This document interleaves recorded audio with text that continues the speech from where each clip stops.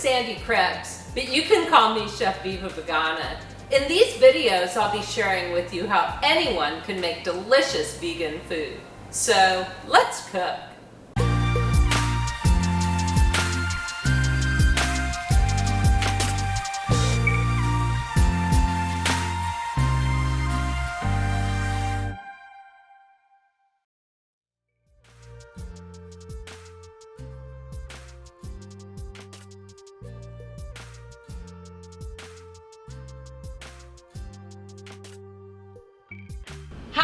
Chef Viva Vegana here. Today I'd like to share my recipe for Pico de Gallo with you. So, let's cook. This recipe just tastes like summertime in a bowl to me. I like to make it during the summer when tomatoes are coming from local sources, but you could also make this recipe using canned tomatoes. Now that wouldn't be Pico de Gallo, because Pico de Gallo is traditionally made with all fresh ingredients, but it would be a darn good salsa in the middle of the winter. So let's jump into the recipe. The first thing we're going to do is chop a whole bunch of cilantro.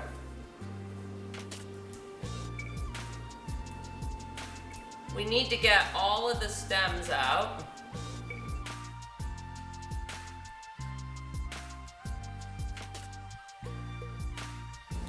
Then the next thing we're going to do is fine dice one medium yellow or red onion.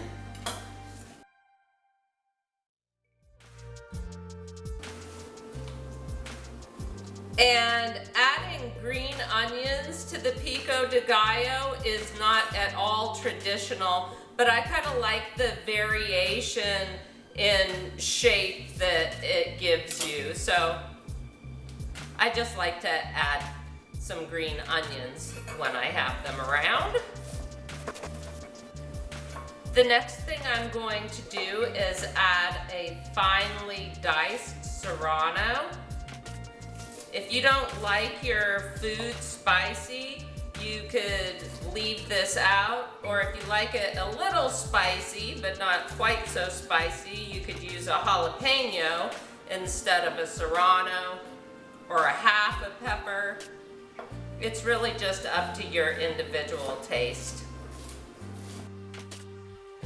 You should probably take a break at this point and wash your hands after cutting a serrano or a jalapeno, and be sure not to rub your face or eyes. The next thing I'm going to do is add 1 teaspoon of salt and a 1/4 teaspoon of ground cumin. The ground cumin is not at all traditional in this recipe, but I like the toasty flavor dimension it adds. And then I am going to add the juice of 1 lime. We will just give that a quick stir and let it get a jump start on marinating. You want to let the Pico de Gallo rest or marinate for about 30 minutes before you serve it. But this way it can get a jump start on marinating while we're dicing the tomatoes. And the very last thing we're going to do is dice the 1.5 pounds of tomatoes.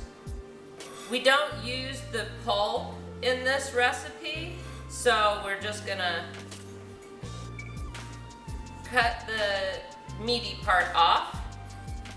You can save the pulp for sauces or stocks.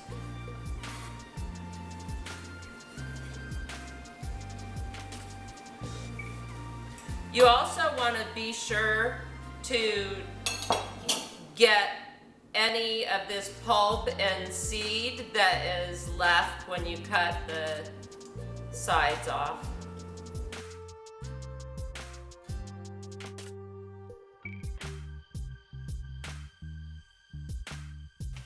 And we're just going to give this a quick stir and let it rest for another 15-20 minutes before we serve it.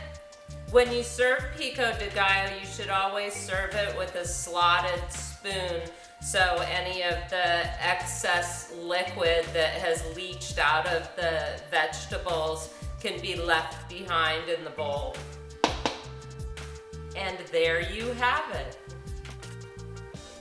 I hope you found this recipe for pico de gallo useful. I hope you'll like and share the video as well as subscribe to my YouTube channel.